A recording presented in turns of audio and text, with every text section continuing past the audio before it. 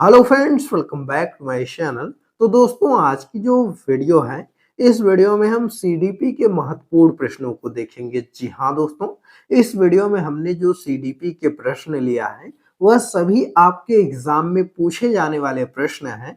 तो इसलिए अगर आप रीट एग्जाम की तैयारी करते हैं तो यह वीडियो आपके लिए बहुत ही इम्पोर्टेंट है। इस वीडियो से आपके एग्जाम में जरूर प्रश्न आएंगे, तो इसलिए आप इस वीडियो को लास्ट तक अच्छे से देखिएगा। चलिए दोस्तों, वीडियो को स्टार्ट करते हैं। पहला प्रश्न हमने लिया है कि भाषा विकास के लिए सबसे संवेदनशील समय निम्नलिखित में से कौन सा है। जी हाँ दोस्तों, पूछा गया है कि भाषा विकास के लिए सबसे संवेदनशील समय कौन सा होता है। मध्य बचपन का समय होता है, प्रारंभिक बचपन का समय होता है, कि वयस्कावस्था होती है, कि जन्म पूर्व का समय होता है।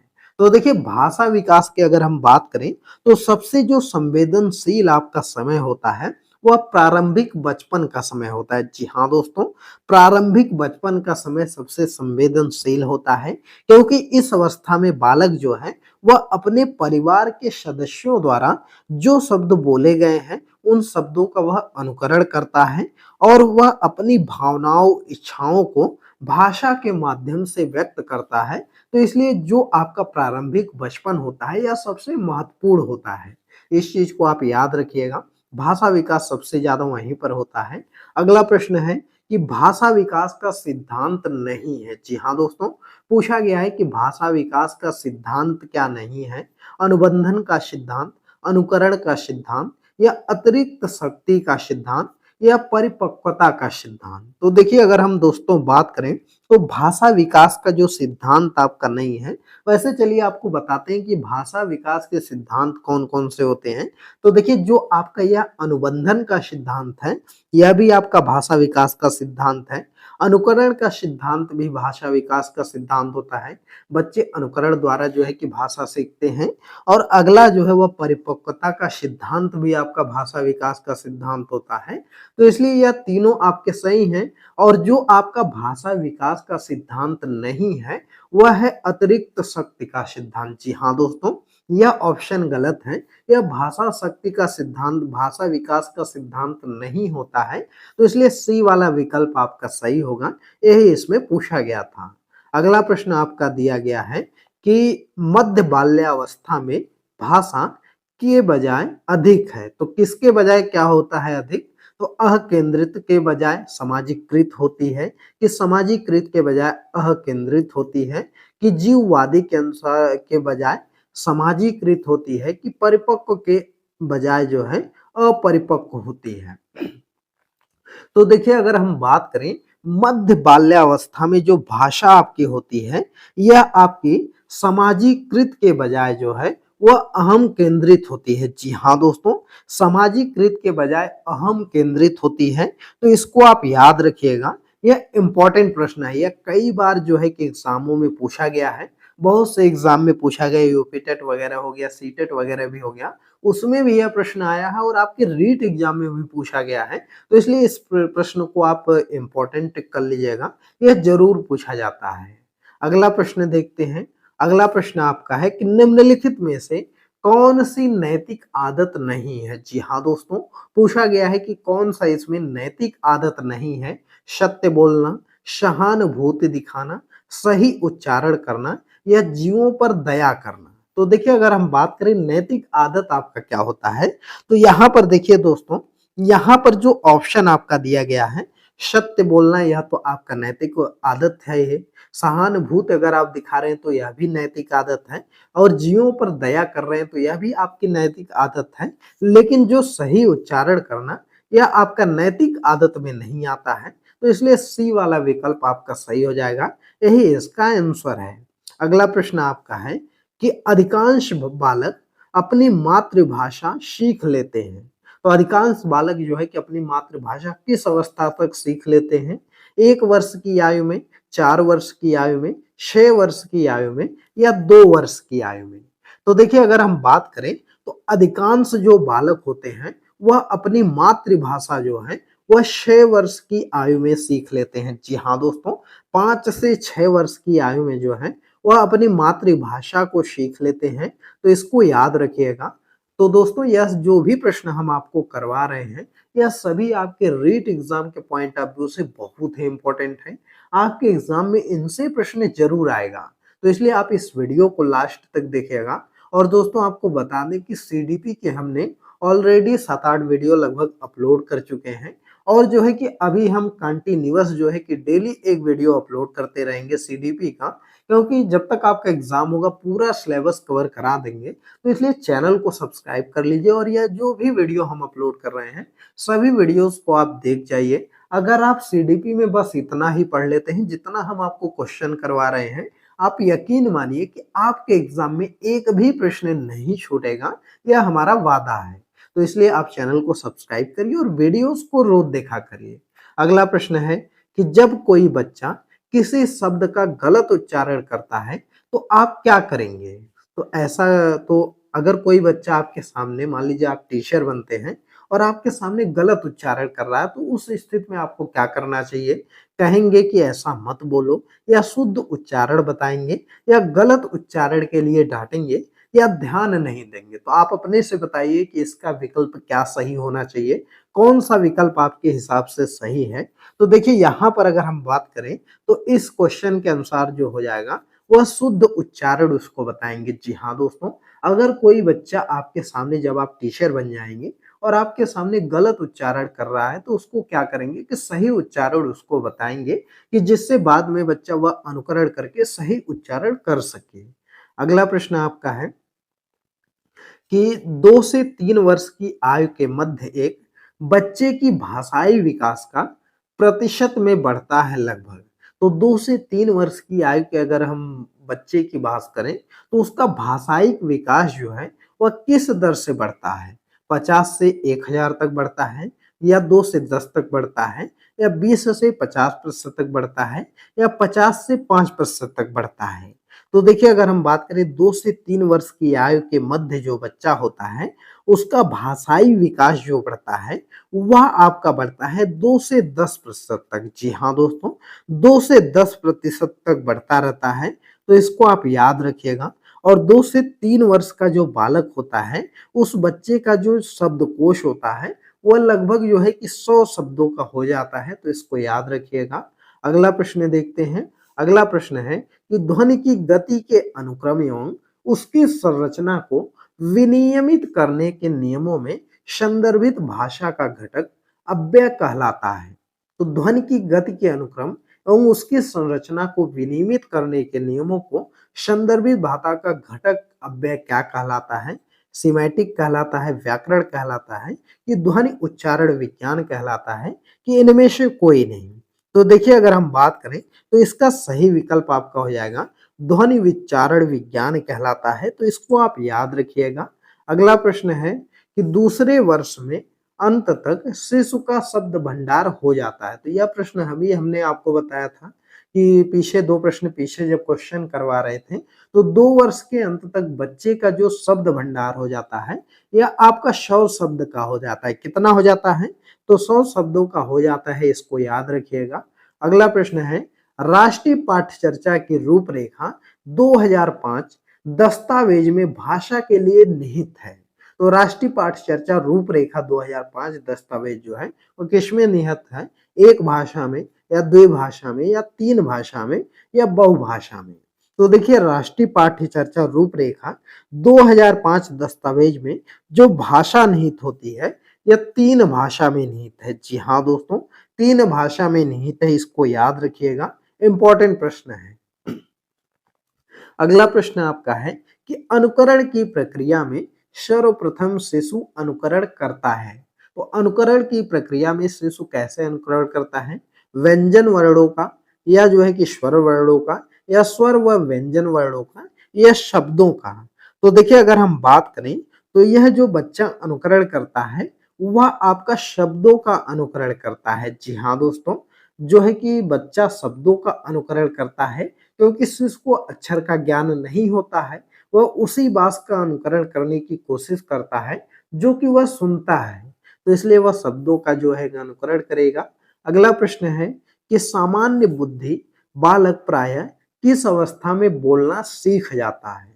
तो सामान्य बुद्धि बालक जो है वह प्राय किस अवस्था में बोलना सीख जाता है? कितने माह का हो जाता है? 11 माह, 16 माह या जो है कि 34 माह या 51 माह?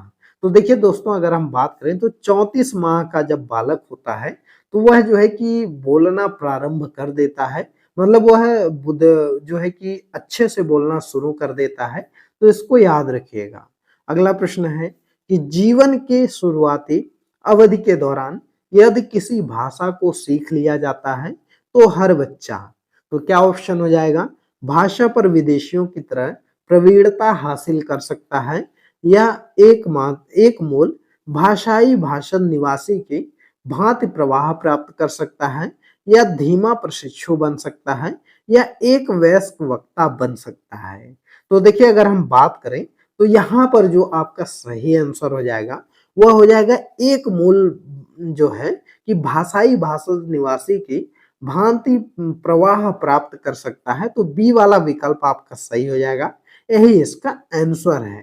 तो दोस्तों, यह वीडियो आपको कैसी लग रही है कमेंट करके बताइएगा। वीडियो पसंद आ रही है तो वीडियो को लाइक करिए, ज्यादा से ज्यादा शेयर करिए, और दोस्तों चैनल को जरूर सब्सक्राइब कर लीजिएगा, क्योंकि चैनल पर डेली जो है कि आपको हर एक सब्जेक्ट के आपको वीडियोस मिलेगी, प्रैक्टिस करवाया जाएगा, तो इसलिए सब्सक्राइब जरूर करिएगा। चलिए अगला प्रश्न देखते हैं। अगला प्रश्न है कि कक्षा 1 में बच्चों की भाषा कौशल का विकास क्रम में होना चाहिए, तो किस क्रम में होना चाहिए?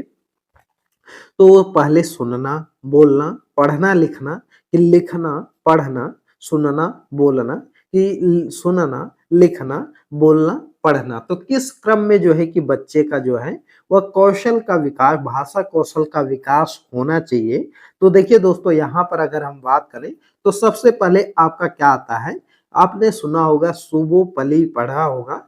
मतलब सबसे पहले सु मतलब सुनना, फिर बो मतलब बोलना, उसके बाद पढ़ना और फिर लिखना। इसको आप याद कर लीजिएगा। 1 नंबर का प्रश्न आपसे पूछा जाता है। सुबो पली नाम से आप याद कर सकते हैं। सु मतलब सुनना हो जाएगा, बो मतलब बोलना हो जाएगा, और प मतलब पढ़ना हो जाएगा, ली मतलब लिखना हो जाएगा। तो इसको याद रखिएगा। सबसे पहले बच्चा कोई भी चीज सुनेगा, फिर जब सुन लेगा बच्चा तभी बोलेगा, और उसके बाद जब उसको बोलना आ जाएगा तब वो पढ़ेगा, और जब पढ़ेगा तब उसके बाद लिखेगा। तो इसको याद रखिएगा। अगला प्रश्न आपका है कि आप अनपढ़ माता पिता के बच्चे को अंग्रेजी सिखाना चाहते हैं, तो आप क्या करेंगे? तो यहाँ पर पूछा गया है कि अगर आप किसी अनपढ़ माता पिता का कोई बच्चा है, उसको अंग्रेजी सिखाना चाह रहे हैं, तो आप क्या करेंगे? तो आप बच्चे से अंग्रेजी में बात करेंगे, आप बच्चे को अंग्रेजी में बोलने के लिए बाध्य करेंगे, या आप बच्चे को मातृभाषा में बोलने से रोकेंगे, कि आप उसे मातृभाषा की सहायता से अंग्रेजी सिखाने का प्रयास करेंगे? तो देखिए दोस्तों, अगर कोई अनपढ़ माता पिता है, कोई अशिक्षित माता पिता है, और उसके बच्चे को आप अंग्रेजी सिखाना चाह रहे हैं, तो आप क्या करेंगे कि उसे मातृभाषा की सहायता से अंग्रेजी सिखाने का प्रयास करेंगे। जी हाँ दोस्तों, बच्चे को हम जो है कि उसकी मातृभाषा के जो है सहायता से उसको अंग्रेजी सिखाने का प्रयास करेंगे। तो इसको आप याद रखिएगा, डी वाला विकल्प आपका सही हो जाएगा। चलिए अगला प्रश्न देख लेते हैं। अगला प्रश्न आपका है कि बच्चों के भाषाई विकास के लिए जरूरी है कि, तो बच्चों में भाषाई विकास के लिए आप क्या क्या जरूरी होता है? कि उनको अधिक से अधिक अपने विचार व्यक्त करने का अवसर देना चाहिए, या भाषाई कौशल के विकास हेतु गतिविधियां आयोजित की जानी चाहिए, या लिखना, पढ़ना, बोलना तथा सुनने का अभ्यास करना चाहिए, कि उपरोक्त सभी करना चाहिए? तो देखिए, अगर हम बात करें तो बच्चे के भाषाई विकास के लिए सबसे जरूरी जो है वह आपका क्या करेंगे? तो यह तीनों हम काम करेंगे कि उसको अधिक से अधिक अपने विचार व्यक्त करने का उसको अवसर देंगे। उसके अलावा भाषाई कौशल के विकास हेतु गतिविधि आयोजित कराएंगे, और लिखना, पढ़ना, बोलना तथा सुनने का भी उसको अभ्यास कराएंगे, और उपरोक्त सभी काम करेंगे। तो यह तीनों ऑप्शन आपका सही है, तो इसलिए डी वाला विकल्प आपका सही हो जाएगा। इसको याद रखिएगा। दोस्तों, आप लोग चैनल को जरूर सब्सक्राइब कर लीजिए, और दोस्तों आपको बता दें कि हमारा एक टेलीग्राम चैनल भी है, जिसका कि लिंक इस वीडियो के डिस्क्रिप्शन में दिया गया है। तो वहां पर भी हमको फॉलो कर लीजिए, जिससे कि जब भी वीडियो अपलोड हो तो उसका नोटिफिकेशन आपको मिल सके।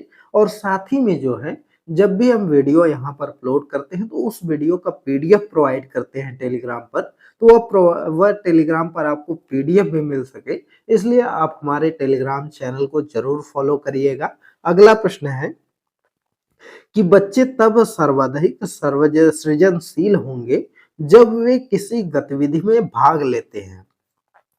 तो बच्चे कब ज्यादा सृजनशील होंगे? जब वो किस गतिविधि में भाग लेंगे? शिक्षक की डांट से बचने के लिए, या दूसरों के सामने अच्छा करने के दबाव में आकर, या अपनी रुचि से, या पुरस्कार के लिए। तो देखिए दोस्तों, बच्चे तब जो है कि सबसे ज्यादा सृजनशील होंगे जब वह जो है अपनी रुचि से जो है कि किसी गतिविधि में भाग लेंगे, तो वहां पर जो है कि सबसे ज्यादा वह सृजनशील होंगे। तो इसलिए सी वाला विकल्प गलत है। अगर डांट के डर से भाग लेंगे तो वह ज्यादा सृजनशील नहीं होगा, और जो है कि दूसरे के सामने अच्छा करें इसके दबाव में आएंगे तब भी अच्छा नहीं कर पाएंगे, या पुरस्कार के लिए करेंगे तब भी नहीं कर पाएंगे। तो इसलिए सी वाला विकल्प आपका सही है, यही आंसर हो जाएगा। अगला प्रश्न आपका दिया गया है कि निम्नलिखित में से कौन सा सृजनात्मकता से संबंधित है? जी हाँ दोस्तों, पूछा गया है कि सृजनात्मकता से संबंधित कौन सा है? अपसारी चिंतन है, अभिसारी चिंतन है, या सांवेगिक चिंतन है, कि अहमवादी चिंतन है? तो देखिए, अगर हम बात करें तो सृजनात्मकता से जो संबंधित होता है वह आपका क्या होता है? तो वह आपका जो अपसारी चिंतन होता है, यह आपका सृजनात्मकता से संबंधित होता है। इसको आप याद रखिएगा, मोस्ट इंपॉर्टेंट प्रश्न है और कई बार जो है कि आपके एग्जाम में पूछा गया है, तो इसलिए इस प्रश्न को आप याद रखिएगा, इंपॉर्टेंट है। चलिए दोस्तों, अगले प्रश्न को देखते हैं। अगला प्रश्न आपका दिया गया है कि सिद्धांत चित्र के द्वारा नवीन अवधारणाओं की समझ बढ़ाते हैं। तो कौन सी नवीन अवधारणाओं की जो है वह आपकी समझ बढ़ती है? तो ऑप्शन दिया गया है कि विशिष्ट विवरण पर एकाग्रता केंद्रित करने पर, या अध्ययन के लिए शैक्षणिक विषय वस्तु की प्राथमिकता तय करने पर, कि तर्कपूर्ण ढंग से सूचनाओं को व्यवस्थित करने की योग्यता को बढ़ाने पर, या विषय क्षेत्रों के बीच ज्ञान के स्थानांतरण पर। तो देखिए, अगर हम बात करें सिद्धांत चित्र का, तो यहाँ पर जो आपका भरा जाएगा वो ऑप्शन आपका सी हो जाएगा, कि अगर हम जो है वह सिद्धांत चित्र को जो है तर्कपूर्ण ढंग से सूचनाओं को व्यवस्थित करने की योग्यता को बढ़ाने के द्वारा जो है हम नवीन अवधारणाओं को समझ बढ़ा सकते हैं।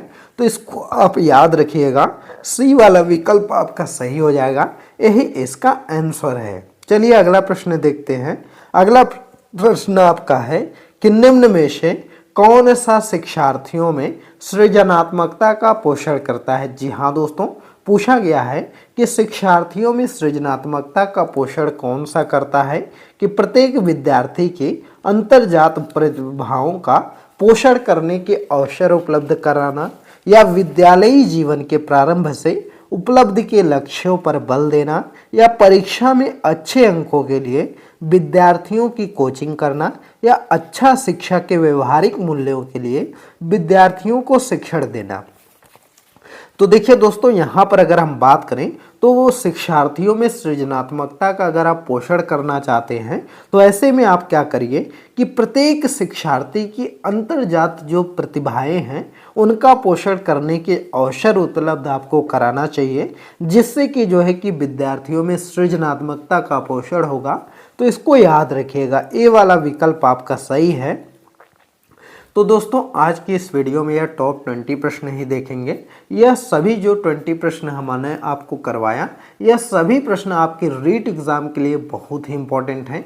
यह सभी प्रश्न आपका एग्जामों में आए हुए प्रश्न हैं, तो इसलिए आपके रीट एग्जाम में ज़्यादातर चांसेस हैं कि यह सभी प्रश्न आपसे पूछा जा सकता है। तो इसलिए आप इन सभी प्रश्नों को अच्छे से तैयार कर लीजिएगा। और दोस्तों, आपको बता दें कि जो है कि हमारे टेलीग्राम चैनल को भी फॉलो कर लीजिएगा, जिसका कि लिंक इस वीडियो के डिस्क्रिप्शन में दिया गया है। क्योंकि टेलीग्राम पर अगर आप फॉलो करेंगे तो वहाँ पर आपको वीडियो का लिंक भी मिलता है। साथ ही में जो क्लास आपको करवाई जाती हो तो उसका पीडीएफ भी शेयर किया जाता है, और कोई नई जानकारी आती है एग्ज़ाम के बारे में तो वह सब चीज़ें भी बताई जाती हैं। तो इसलिए आप हमको टेलीग्राम पर ज़रूर फॉलो करिए। और दोस्तों यह वीडियो आपको कैसी लगी कमेंट करके बताइएगा, और वीडियो पसंद आई हो तो वीडियो को लाइक करिए, ज़्यादा से ज़्यादा शेयर करिए, और चैनल पर नए हैं तो चैनल को ज़रूर सब्सक्राइब करिए। चलिए मिलते हैं अगले एक नई वीडियो में एक नए टॉपिक के साथ, तब तक के लिए बाय बाय।